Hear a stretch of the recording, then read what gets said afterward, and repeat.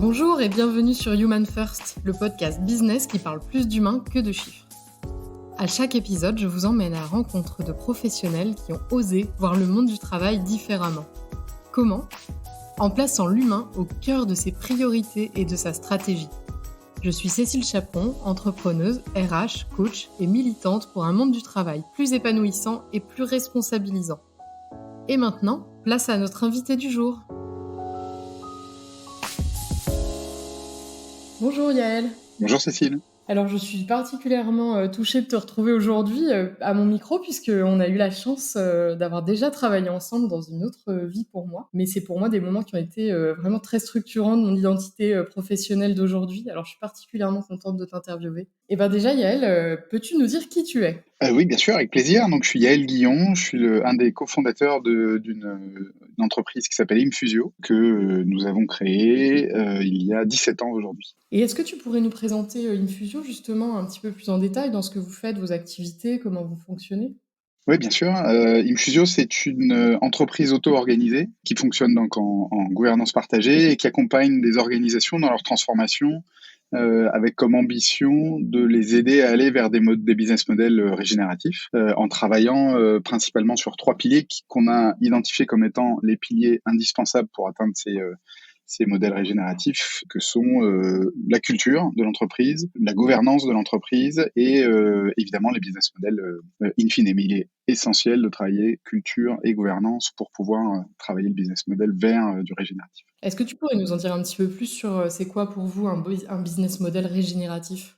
Oui, bien sûr. La logique d'un business model régénératif, c'est d'arriver à créer un modèle qui permet à une entreprise, non pas, de détruire la planète, c'est pas forcément le bon mot, mais en tout cas d'abîmer l'environnement ou d'exploiter les personnes, mais d'être au service de l'épanouissement de chacun et de l'amélioration des conditions du vivant sur Terre. Donc, pour ce faire, le seul moyen d'arriver à ce niveau-là, c'est de travailler en écosystème avec l'ensemble de ses partenaires, de ses fournisseurs, de ses parties prenantes internes et externes, pour construire des modèles qui sont des modèles écosystémiques, tant qu'on reste dans une logique de modèle au service des bénéfices uniquement de l'entreprise elle-même, on ne peut pas rentrer dans une logique régénérative. On peut arriver éventuellement à une logique d'équilibre de net zéro, comme on dit, mais on peut pas arriver à un modèle régénératif qui nécessite de faire avec les partenaires et les fournisseurs pour pouvoir aller au-delà de la compensation carbone, aller au-delà de la protection de l'environnement, mais être vraiment dans la création de solutions qui améliorent la situation au sens large. Qu'est-ce qui a fait que vous avez voulu travailler comme ça au départ et pas autrement en fait chez Infusio ? En mode autogouverné, tu veux dire ? En mode autogouverné, ouais. Oui, au départ, l'envie, l'élan initial, c'était de sortir des logiques de subordination, c'est-à-dire de créer des environnements de travail et de collaboration qui permettent l'épanouissement maximal de chacun au service d'un projet qui soit plus grand que l'ambition ou les capacités individuelles. Donc, on s'est dit à partir de là que ça avait du sens d'aller chercher des logiques alternatives, des méthodes et des modèles alternatifs qui nous permettent individuellement et collectivement de construire quelque chose qui aurait vraiment une capacité d'impact. L'analyse initiale, c'était de comprendre que les logiques managériales à l'œuvre, encore aujourd'hui, en très grande majorité, étaient issues de l'Organisation scientifique du travail, des méthodes de Taylor, particulièrement adaptées au 19e siècle, à la révolution industrielle, aux chaînes de montage, à la massification de la production, mais absolument plus adapté à des logiques d'entreprise du 21e siècle, où les outils de collaboration sont multiples et énormes, pas nécessairement adaptés à la mondialisation, pas adaptés à l'augmentation de la qualification moyenne des salariés dans l'organisation. Enfin, tous ces éléments-là qui font que la logique d'une structure pyramidale, hiérarchique, verticale, où quelques-uns décident pour le plus grand nombre, nous semblait déjà à l'époque inadaptée, obsolète, inefficiente en tout cas. Donc on s'est dit, ok, dans ce cas-là, comment on peut faire ? Expérimentons sur nous-mêmes des modèles alternatifs et allons explorer les limites, les frontières de ce qui existe aujourd'hui pour voir ce que ça donne. C'est comme ça qu'on a démarré et dès qu'on a donc on a démarré à trois associés, donc on était déjà dans un fonctionnement entre pairs. Mais dès qu'on a recruté et qu'on a commencé à faire grossir l'équipe, on a mis en place et mis en œuvre une logique de gouvernance partagée qu'on a améliorée, étendue au fil du temps, puisqu'évidemment, c'est un processus, c'est un chemin qui demande de comprendre ce qui se passe, de travailler sur soi autant que de travailler sur le collectif pour arriver à une situation aujourd'hui où on est de plus en plus, il me semble, dans un mode de fonctionnement qui est réellement, on pourrait dire démocratique, en tout cas sociocratique certainement, particulièrement partagé. En tout cas, aujourd'hui, au sein d'Infusio, personne n'a le pouvoir d'imposer quoi que ce soit à qui que ce soit sans son consentement réel. Même pas les fondateurs. Même pas les fondateurs, oui, absolument. Alors justement, moi je suis venue vers toi au départ parce que j'étais au courant que vous fonctionnez en rémunération éclairée, comme vous dites. Et quand on en a discuté ensemble, en fait, je me suis rendu compte que le projet était bien plus large que ça et que finalement la rémunération éclairée était presque un outil. Est-ce que tu peux nous expliquer un petit peu plus en détail justement votre fonctionnement et ce qui en fait la richesse? Oui, et absolument. Donc, je peux peut-être le faire de manière chronologique, si ça te va, Ah ouais, super. pour montrer aussi le cheminement. Donc, on a démarré en gouvernance partagée en se fonctionnant en cercle. Là, l'ambition, c'était de sortir des logiques pyramidales et aussi de remettre la capacité à prendre des décisions et la capacité à distribuer le pouvoir au bon endroit. Puisqu'on s'était rendu compte après quelques années qu'il restait quand même, malgré notre ambition et notre volonté, il y avait quand même le groupe des fondateurs et le groupe des salariés. Et donc ça crée une hiérarchie alors qu'on souhaitait pas ça. Donc on s'est mis en cercle, on s'est appuyé sur les logiques sociocratiques. Ça a été la première étape. Apprendre à fonctionner comme ça, apprendre à décider autrement, apprendre à des logiques non plus de délégation mais de subsidiarité pour pouvoir agir et fonctionner en collectif. Ça a été un processus hyper intéressant qui nous a amené petit à petit à aller jusqu'à définir la stratégie de l'entreprise complètement collectivement. Donc ça, c'était la première grande étape. La deuxième grande étape, ça a été de se dire, OK, on veut sortir des logiques de subordination. La rémunération, c'est un des éléments clés de ce mécanisme de subordination. C'est inscrit dans le droit du travail, c'est inscrit dans les contrats de travail de chacun que l'employé est subordonné à son employeur.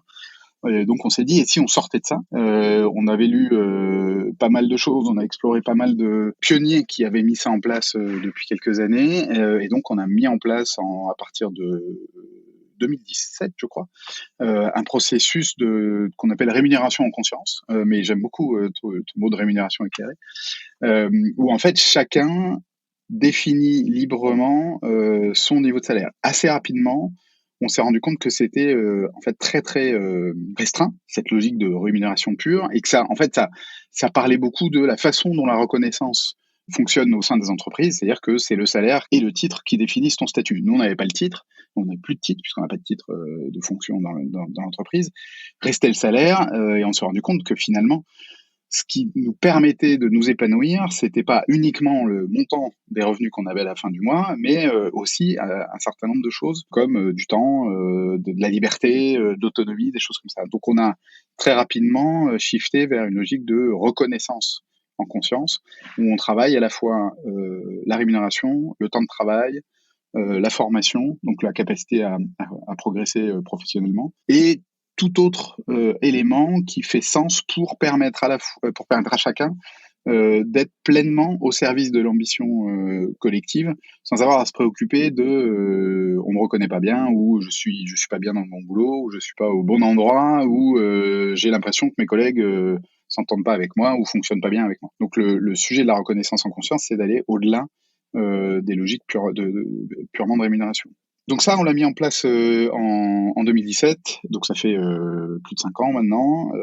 On fait ça 3 fois par an. Ça a plein d'avantages, ça a plein de limites aussi, mais c'est vraiment hyper intéressant parce que pour le coup, on travaille fortement cette logique de non-subordination, puisque dans la mécanique, l'ambition, l'objectif, c'est de ne pas être dans des logiques de justification, mais dans des logiques de construction d'une proposition qui vient servir à la fois le collectif, l'entreprise et l'individu.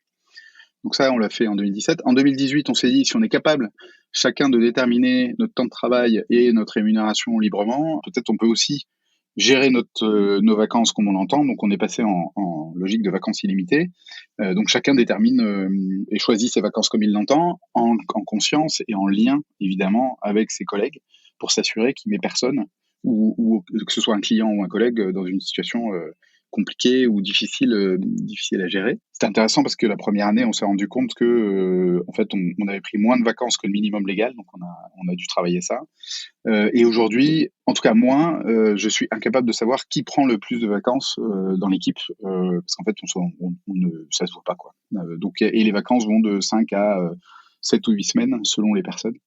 Mais il n'y a pas vraiment de clarté sur qui en prend le plus, qui en prend le moins. Une fois qu'on était à ce niveau-là, toujours dans cette logique de sortir de la subordination, on s'est rendu compte que, en étant 3 fondateurs particulièrement majoritaires, parce qu'on détenait l'essentiel du capital, en fait, on commençait à rentrer dans une logique d'incohérence. Enfin, on était dans une logique d'incohérence parce que, finalement, tout le monde travaillait au service de l'entreprise comme si c'était sa propre entreprise. Donc, dans une logique entrepreneuriale très puissante, très engageante, mais que finalement, du point de vue patrimonial, la valeur créée collectivement ne profitait qu'aux 3 fondateurs. Et ça nous ramenait à une logique, là aussi, d'exploitation, de subordination, donc toujours dans cette volonté d'aller explorer les frontières, les limites et de les repousser. On a mis en place une logique d'attribution gratuite d'actions. Donc c'est un dispositif fiscal qui permet de donner des actions aux salariés sans que ça ait de coût ni pour le salarié ni pour l'entreprise. Et donc, on a ouvert le capital à toute l'équipe. Et donc, aujourd'hui, le capital est détenu à 30% par les salariés, donc les associés. Et les fondateurs sont passés de 80 à 49% du capital. Et comme on le fait en logique d'augmentation de capital, à chaque fois que on a un nouveau collègue qui rentre dans l'entreprise, dès qu'il a dépassé sa période d'essai et qu'il n'est pas encore actionnaire, on lui propose une attribution gratuite d'actions. Et donc, le pôle d'associés grossit d'année en année, ce qui fait qu'il est probable que dans quelques années, les 3 fondateurs soient minoritaires par rapport au reste des associés. Donc voilà, c'est cette logique-là qui est en œuvre. Comment vous vivez ça aussi, les associés, d'avoir créé cette boîte et puis finalement de se destiner à devenir minoritaire? Bah, en fait, la réflexion qu'on a eue, c'était donc est-ce qu'on est actionnaire pour avoir le pouvoir ou est-ce qu'on est actionnaire pour développer de la valeur et développer un patrimoine, hein, parce que c'est bien de ça qu'on parle. Et on s'est dit, avec ce qu'on met en place en interne au quotidien, on est déjà dans la distribution du pouvoir, on est déjà dans le partage plein et entier de ces éléments-là. Tout ce qui est vraiment stratégique se fait déjà en collectif. Donc, ce qui se passe dans l'Assemblée générale, finalement, c'est une simple chambre d'enregistrement de décisions qui ont été prises auparavant par l'ensemble de l'équipe. Donc à partir de là, on s'est dit ça n'a aucun sens de vouloir continuer à conserver une majorité pour avoir une illusion de contrôle, puisque tout se fait en dehors de l'Assemblée générale. Et on s'est dit ce qui nous importe finalement, c'est de pouvoir capitaliser au sens propre, hein, au sens littéral du terme, et développer notre patrimoine, puisqu'en fait c'est nos investissements, c'est aussi, on se dit, c'est aussi notre héritage, notre retour sur investissement, enfin tous ces éléments-là. Et donc, on s'est dit, ce qui est important, c'est la valeur de l'action plus que le pourcentage des actions qu'on a dans le capital. Et puis, on s'est dit aussi, si c'est la boîte de tout le monde, il y a des chances pour que ça ait un impact positif sur la performance économique de l'entreprise. Donc, dans notre logique et dans notre vision du monde et dans notre vision du rapport au capitalisme, c'était la meilleure chose à faire pour développer notre patrimoine, d'une certaine manière. Donc c'est comme ça qu'on l'a fait, et franchement, ça n'a pas été d'une facilité déconcertante, mais c'est hyper confortable aujourd'hui. Ça nous a posé des questions, ça nous a travaillé, ça a eu un impact sur notre posture en interne, sur notre rapport aux autres, ça a eu un impact sur la posture de tous nos collègues aussi. Très rapidement, en fait, on a vu la différence entre on est salarié entrepreneur, hein, on est actionnaire de l'entreprise. En termes de leadership, en termes de décision, en termes de choix, vraiment, ça fait toute la différence. C'est-à-dire qu'aller dans quelque chose où on est réellement dans une logique collective et dans une logique de pair, le partage du patrimoine est essentiel, parce que sinon, il reste un écart qu'on ne peut jamais combler. Donc voilà, donc c'est bien la boîte de tout le monde aujourd'hui, et ça a vraiment modifié les rapports de travail et la façon dont on fonctionne Ça nous a permis d'aller encore plus loin, quoi, de continuer à repousser les limites. Et puis le dernier élément qu'on a mis en place, c'est qu'en fait, à la création de l'entreprise, on était 2 co-gérants. Au bout de quelques années, je suis devenu président parce on est passé de SAL à SAS, donc du coup, j'ai pris le poste de président. Au bout de quelques années, je l'ai transmis à une de mes associées, Audrey, cofondatrice, qui a été présidente pendant 5 ans et qui, en début d'année 2022, là, nous a dit j'ai fait mon temps là-dessus, ça me suffit, quoi. Donc je passe la main. Et ce qui avait été fait de façon non pensée d'une certaine manière, c'est-à-dire qu'on avait transmis ce rôle-là logiquement au fondateur. Là, on s'est dit, OK, comment on fait? On a un cercle gouvernance dans l'entreprise. Et donc, le cercle gouvernance s'est dit, comment faire pour choisir le prochain ou la prochaine présidente de l'entreprise? Et on a fait ça dans une mécanique qui est une mécanique sociocratique, qui est l'élection sans candidat. Donc, le principe, c'est de réunir tout le monde et chacun va proposer un candidat, une personne au poste défini. Donc évidemment, on a détaillé ce que sont les enjeux du poste, ses fonctions, ses rôles, ses missions, ses responsabilités, ses redevabilités, etc. Et donc chacun propose quelqu'un, et à l'issue du processus émerge naturellement une personne qui peut choisir d'accepter ou de refuser le rôle. Et donc aujourd'hui, c'est notre collègue Ségolène Guiton, qui est devenue présidente de l'entreprise, qui a été élue par l'ensemble de l'équipe, donc par ses pairs, sans avoir posé candidature à aucun moment pour ce poste. Donc là encore, on vient repousser un peu plus loin, expérimenter des choses. Alors, on n'est pas les seuls à faire ça. La sociocratie, ça fait des dizaines d'années que ça existe, et il y a plein d'entreprises qui font ça. La plus connue, c'est Gore, avec le Gore-Tex, qui élit son CEO de cette manière-là. Mais voilà, on l'avait encore pas fait, donc c'est un cran supplémentaire dans cette volonté d'aller expérimenter de la non-subordination et de la capacité à l'épanouissement et à la performance humaine collective. Est-ce que tu pourrais nous en dire un petit peu plus sur tout ce système de reconnaissance en conscience? Parce que j'imagine, pour avoir pas mal travaillé dans des grandes structures, etc., que l'histoire de la rémunération, quand on y touche, en général, c'est quand même tout le monde le vit pas de la même façon, et c'est pas toujours si simple que ça. Donc, est-ce qu'il y a eu des moments plus difficiles?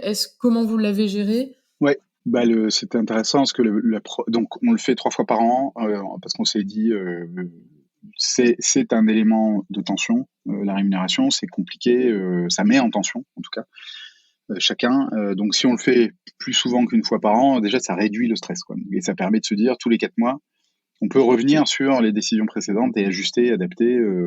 Et comme l'enjeu et l'envie, c'était d'expérimenter et de suivre un chemin pour voir comment le jeu avec les différents leviers de reconnaissance fonctionnait pour soi, c'est intéressant de le faire plus fréquemment qu'une fois par an, parce que du coup, on peut expérimenter plus de choses plus rapidement. Est-ce que ça veut dire qu'on peut changer son salaire 3 fois par an? Ouais, concrètement, dans les deux sens, à la hausse ou à la baisse. La réalité, c'est que c'est pas le cas. Le constat aussi, c'est que on a une masse salariale qui est plutôt en dessous du marché. C'est-à-dire qu'il y a une telle responsabilisation, une telle attention à l'enjeu collectif et à la santé de l'entreprise que on a plutôt tendance à être conservateur et réduit sur le salaire. Et puis, il y a un deuxième effet, c'est que il n'y a pas que le salaire dans la reconnaissance, et la liberté qu'on a, l'autonomie, les capacités d'initiative, le fait de participer à tout et à toutes les décisions, quelle que soit notre expérience, notre niveau, notre âge, etc., ça contribue fortement à la satisfaction. Donc finalement, la rémunération est un des éléments et non plus le seul élément. On essaye de ne plus le mettre de façon centrale, même si c'est complexe.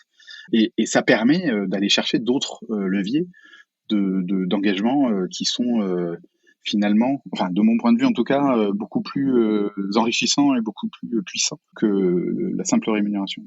Cela dit, ça reste un sujet, encore maintenant, encore plus de 5 ans plus tard, on fait toujours face à des tensions, face aux propositions, aux choix des uns et des autres en termes de salaire, ou en termes de temps passé, c'est-à-dire le fait de se mettre à temps partiel, ou de prendre plus de temps de repos d'annoncer ou de proposer ou de dire qu'on souhaite réduire l'intensité de son activité, ça crée des décalages, ça crée des perceptions qui sont un peu différentes et qui sont lues différemment selon le profil des uns et des autres, selon l'investissement perçu aussi des uns et des autres. Donc on n'est pas sur un système parfait, loin de là. Je pense qu'il ne le sera jamais de toute façon, et ça vient nous chercher chacun sur nos représentations et nos rapports au travail et à la performance et à la création de valeur. Donc c'est assez intéressant. Il y a des personnes qui sont très orientées collectif et donc qui vont être plutôt dans une logique de sacrifice au service du collectif, d'autres qui sont très attentives à leur équilibre personnel parce qu'elles considèrent que si elles ont un équilibre de vie, elles seront forcément plus performantes derrière, donc plus utiles au système. Mais les deux visions, si je prends les extrêmes, ces deux visions pouvant apparaître comme étant très contradictoires, très opposées, elles créent des tensions, elles créent des difficultés et des échanges parfois un peu vifs entre nous, parce que ça parle de peur, de crainte, de sentiment d'injustice, de sentiment de sacrifice, enfin de tous ces éléments-là. Donc c'est vraiment un processus intéressant parce qu'il est vraiment remuant, quoi. Il fait vraiment réfléchir sur soi à chaque fois. Et il n'est pas confortable. Et du coup, très concrètement, si quelqu'un souhaite augmenter son salaire de façon significative et qu'il en a des bonnes raisons et que les autres sont plutôt pas d'accord avec ça, comment ça se passe? Est-ce qu'il y a quelqu'un qui tranche? Est-ce que c'est le groupe qui tranche? On attend? Est-ce qu'on se revoit sur le sujet? Ouais. Alors, le principe de base, c'est souveraineté individuelle, c'est le choix individuel de chacun et on assume son choix. Donc, personne ne peut mettre un veto sur un choix d'augmentation ou de quoi que ce soit. En revanche, on fait ces sessions en deux fois pour laisser le temps à chacun de pouvoir aller discuter ou échanger ou partager ses frustrations, ses inquiétudes, ses énervements, ses agacements dans ces cas-là en particulier, pas que dans cela, mais dans ces cas-là en particulier, c'est sûr. Où en fait, la première session, on va partager ses aspirations. Donc ça permet de dire à tout le monde, voilà moi ce dont j'ai envie pour les 4 mois qui viennent. Et on laisse une semaine entre les deux sessions pour laisser le temps d'échanger, pour que si jamais il y a une aspiration qui provoque une émotion ou une tension trop forte chez quelqu'un, on puisse trouver des moyens de la traiter, soit directement, c'est-à-dire que cette personne qui est pas à l'aise va parler à la personne directement, ou via des intermédiaires, c'est-à-dire on fait une réunion à trois, ou on crée une situation de conversation avec d'autres personnes pour pouvoir faire un feedback sans être dans une logique en essayant en tout cas de ne pas être dans une logique de confrontation ou de tension, pouvoir être dans une mécanique constructive, parce que finalement, souvent, la tension que ça génère parle autant de l'état de la personne et de ses propres croyances que du risque potentiel que ça peut faire porter sur le système, quoi. Donc on essaye de faire ça. Alors là aussi, c'est pas parfait. On travaille, on fait évoluer le processus quasiment à chaque étape, tous les 4 mois, quoi, pour arriver à trouver une mécanique où on arrive à la fois, parce que c'est tout l'enjeu. En fait, il y a 3 entités à traiter dans ce processus-là. Il y a l'individu et son besoin d'épanouissement et de sérénité, de confort et tout ça. Il y a l'entreprise et son enjeu d'équilibre, de prospérité et de sécurité financière. Et puis, il y a le collectif, c'est-à-dire l'équipe, et sa capacité à fonctionner en solidarité, en confiance et En équité aussi. en équité, ouais, c'est ça, en logique d'équité. Effectivement, c'est pas du tout une mécanique égalitaire, hein, on est bien dans une logique d'équité.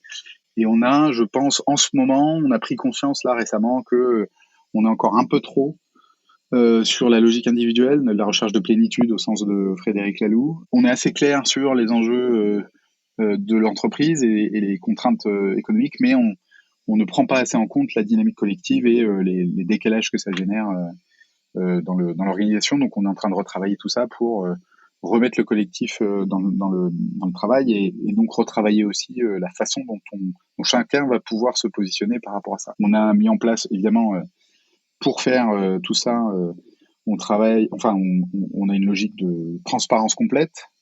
Chacun est même formé à comprendre un compte de résultat et à savoir la différence entre chiffre d'affaires, marge, à comprendre ce que c'est que les charges salariales, combien il faut de chiffre d'affaires pour générer 1000 euros de salaire brut chargé, etc., etc.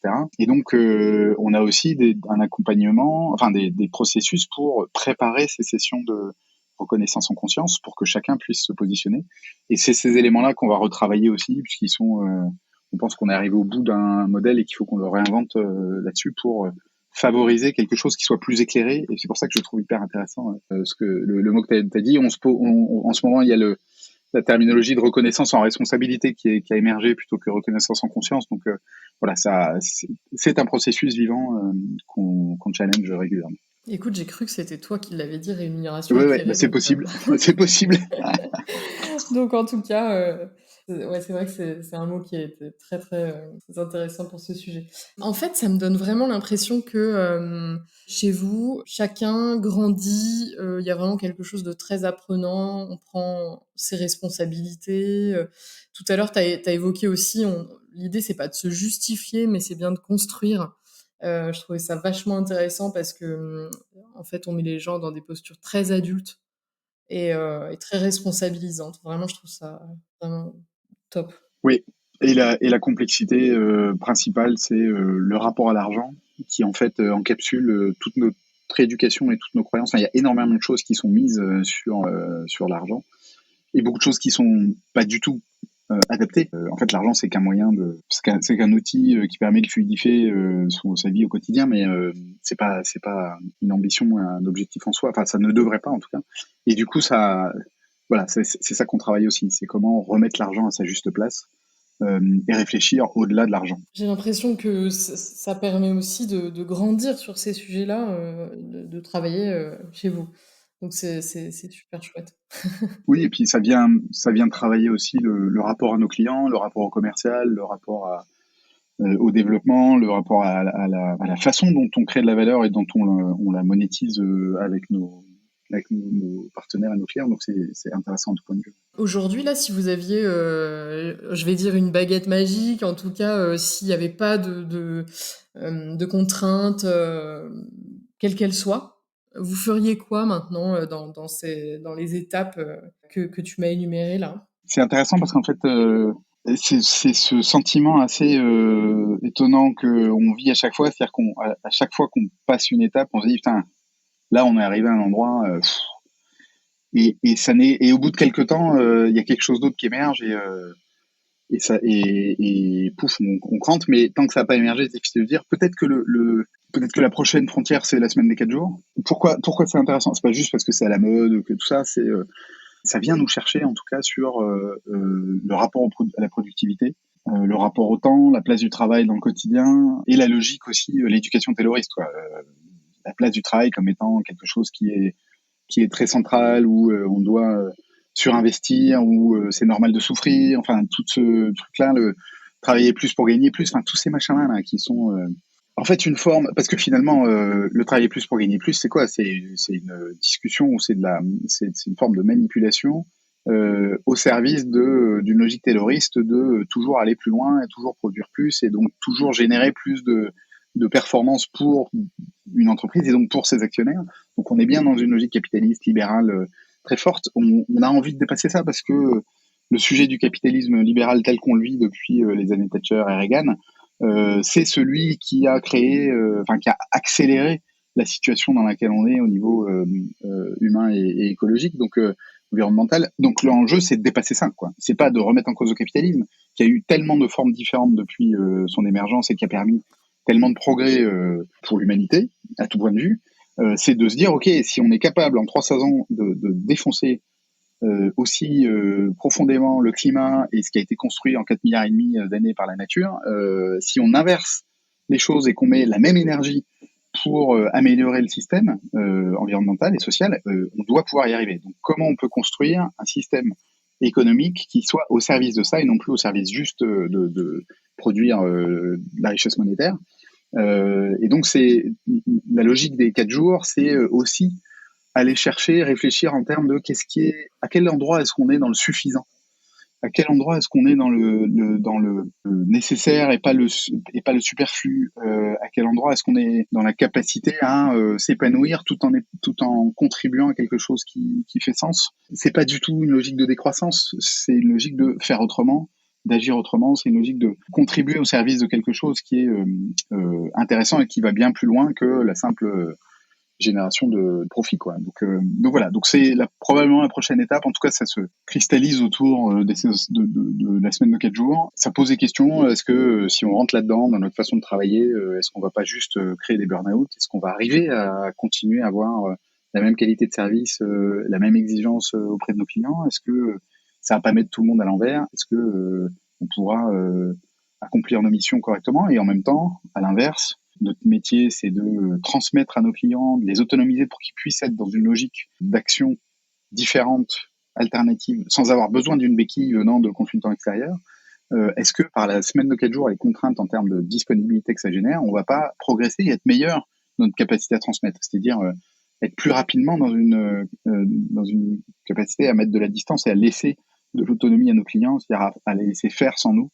Voilà. Est-ce que c'est pertinent? Je ne sais pas. Est-ce que c'est possible? Je ne sais pas. Mais en tout cas, c'est probablement le sujet en cours, quoi. Le prochain sujet en cours. Ouais, pour reprendre vos mots, c'est de la productivité éclairée, c'est-à-dire c'est Ouais, laquelle la bonne productivité. Exactement. Il y a un bouquin très intéressant sur le sujet qui s'appelle En finir avec la productivité. C'est Laetitia Vito qui l'a écrit. Ah oui, c'est récent, hein, il vient de sortir ce bouquin. Ouais, c'est très récent et il est vraiment chouette. Pour les gens qui nous écoutent, si les gens avaient envie de mettre en place ce type de fonctionnement, d'organisation, pour toi, ce serait quoi l'ingrédient indispensable pour que ça fonctionne? La confiance, dans le fait que les personnes dans une organisation ont toutes les compétences et les capacités pour faire, et que à partir du moment où on crée les conditions du partage de l'information, de la réflexion collective, on va forcément avoir des réponses qui sont plus intéressantes et plus pertinentes que des décisions prises en chambre à quelques-uns. Et ça, donc ça veut dire il y a un gros travail sur l'ego, hein, notamment du côté des dirigeants. Il y a un gros travail sur la capacité pour chacun à se sentir légitime et à pouvoir assumer ou prendre conscience de ce potentiel-là. On a une éducation qui fait que cette logique verticale hiérarchique fait que les personnes au-dessus sont considérées comme étant naturellement légitimes plus que nous pour agir ou décider, et donc ça freine et ça bloque, quoi. Donc il y a un vrai travail là-dessus de créer les conditions d'une confiance à la fois individuelle et collective, créer les conditions du lâcher-prise pour chacun, à tous les niveaux, hein. Lâcher prise dans les croyances, lâcher prise dans les difficultés à transmettre ou à partager, sortir des logiques de territoire, enfin c'est tous ces éléments-là. Donc c'est le rapport, la confiance comme levier pour sortir des logiques de pouvoir, de territoire, de conflits, de confrontation, de négociation, et entrer dans des logiques de collaboration réelle, de regard collectif vers la même direction, et d'action au service d'un intérêt général puissant, quoi, d'une raison d'être, d'une vision puissante qui serve, qui aille bien plus loin. Ça ressemble, quand je le dis comme ça peut sembler un peu utopique. En fait, ça existe, quoi. L'utopie, on la vit au quotidien chez Infusio. On a un paquet de nos clients qui la vivent aussi. On connaît un paquet d'entreprises qui le font aussi. C'est des petits paquets, mais c'est possible. En fait, le sujet pour nous, avec ces enjeux d'aller toujours pour repousser les frontières dans les pratiques, c'est de pouvoir dire à n'importe qui dit ça n'est pas possible, dire en fait si ça existe. Donc, ok, vous n'avez pas envie, ok, vous n'êtes pas prêt, ok, ça vous fait peur, mais vous pouvez plus dire que c'est pas possible puisque ça fonctionne ailleurs. Ouais, c'est ça l'enjeu, hein, c'est de pouvoir dire. C'est pas de dire à tout le monde c'est ça la réponse et la solution, c'est pas vrai. Chaque structure, chaque organisation a ses propres enjeux et capacités et problématiques. Mais en revanche, c'est arrêter de dire bah non, c'est pas possible. Merci beaucoup Yael. J'aimerais bien te poser les 2 questions récurrentes que je pose dans mon podcast sur ce sujet justement de tout ce qu'on vient d'évoquer, de l'humain en priorité, de gouvernance partagée, etc. À qui souhaiterais-tu dire merci sur ce sujet? Bah d'abord tous mes collègues, forcément, parce qu'en fait tout ça au départ c'était des pensées, des réflexions. Donc tant que c'est dans une tête, en fait ça n'existe pas. Et le fait d'avoir pu le mettre en œuvre, c'est parce qu'il y avait peut-être cet ingrédient de confiance qui était là, et cette envie d'aller explorer ensemble des choses qui sont ni confortables ni faciles, mais puissantes. Et puis à qui d'autre, je sais pas. À tous les penseurs et tous les chefs d'entreprise ou les organisations qui ont mis ça en place avant nous, et qui ont pu nous inspirer, qui ont pu nous rassurer, et qui nous ont permis d'agir et d'y aller. Donc, Est-ce qu'il y en a un en particulier vous a inspiré? Ricardo Semler sur la reconnaissance en conscience chez Semco au Brésil, Gore dans son mode de fonctionnement et dans les fondamentaux de l'entreprise, Anno qui est une boîte en full remote qui fait du digital, qui est présent dans je sais pas combien de pays avec genre un salarié par ville, quelque chose comme ça, et qui nous a énormément inspiré. Enfin, c'est grâce à eux qu'on s'est lancé dans la reco en conscience, parce on a fait un benchmark et leur mode de fonctionnement sur la reconnaissance, sur la rémunération nous a permis de se dire, ok, c'est ce modèle-là qui nous intéresse et qu'on a envie de tester, qui est basé sur la confiance. Voilà, tout ça, forcément j'en oublie. Après, des penseurs comme Bernard Stiegler, Edgar Morin, Frédéric Laloux, enfin des gens qui sont allés explorer et qui ont pu structurer, organiser les pensées, créer des fondamentaux sur lesquels on peut s'appuyer, qui sont rassurants, qui posent un cadre, qui permettent de dire en fait c'est pas déconnant quoi, c'est possible. Ok. Et deuxième question, c'est quoi le dernier concept que tu as découvert sur ces sujets-là? Je pense que celui qui me travaille, parce que je l'ai pas encore compris, c'est le concept d'entropie. C'est une loi de la thermodynamique qui, grosso modo, et on va voir si je commence à le maîtriser ou pas, mais grosso modo, ça veut dire que dans toute dynamique, il y a des pertes d'énergie régulières qui font qu'au bout d'un moment, on n'a plus d'énergie, donc il y a du gaspillage. Et en fait, la logique de croissance, c'est une logique anthropique, c'est-à-dire qu'à un moment tout s'épuise parce qu'en fait même si on est dans une logique de recyclage ou d'économie circulaire optimale, à chaque étape il y a une petite perte et donc au bout d'un moment on tend vers le zéro quoi, et donc vers la disparition des ressources. Et il y a un économiste roumain, Ceausescu Rogen, je crois, mais son nom m'échappe à chaque fois que j'y réfléchis, qui a, dans les années 60 et 70, posé une thèse qui va dans le même sens que le rapport Meadows et qui dit que le capitalisme est voué à épuiser les ressources et que cette logique de croissance est inefficace parce qu'il y a une dynamique d'entreprise qui est à l'œuvre dans la logique capitaliste qui est délétère. Donc voilà, ce concept-là est hyper intéressant. Parce qu'il met en lumière l'épuisement et l'aberration dans laquelle on est aujourd'hui dans le système du toujours plus. Voilà, est-ce qu'il y a un autre concept qui me travaille sinon c'est la bifurcation. Voilà, cette logique de bifurcation que je trouve hyper intéressante. Par rapport à ce que tu nous expliquais, j'imagine, bifurquer. Oui, et puis et puis de se dire de sortir des logiques tayloristes ou des logiques libérales, bifurquer vers quelque chose d'autre. En se disant finalement c'est quoi la vie quoi. C'est un peu ça la question de fond, c'est quoi la vie, à quoi elle sert et à quoi elle contribue. Génial, bah écoute, vraiment merci beaucoup Yael pour toutes ces réflexions. Je trouve vraiment une cohérence impressionnante entre ce que vous dites, ce que vous faites, votre logique de sortir de la subordination, elle se retrouve dans toutes vos étapes. Et on a l'impression que vous avez une vraie envie de transformation sociétale, en fait, pas juste des sociétés au sens de l'entreprise, mais au sens de la société dans son ensemble. Et je trouve ça vraiment très, très chouette de voir cette cohérence si importante. Merci beaucoup. Merci, c'est peut-être le plus beau compliment que tu pouvais nous faire. Merci beaucoup. Merci beaucoup Yael, j'espère à bientôt. Moi aussi, merci pour l'opportunité de pouvoir partager tout ça avec toi et avec tes abonnés. J'espère que vous avez aimé cet épisode autant que moi. Si vous connaissez quelqu'un qui aurait beaucoup de choses à dire sur le sujet, je serais très intéressée de le savoir.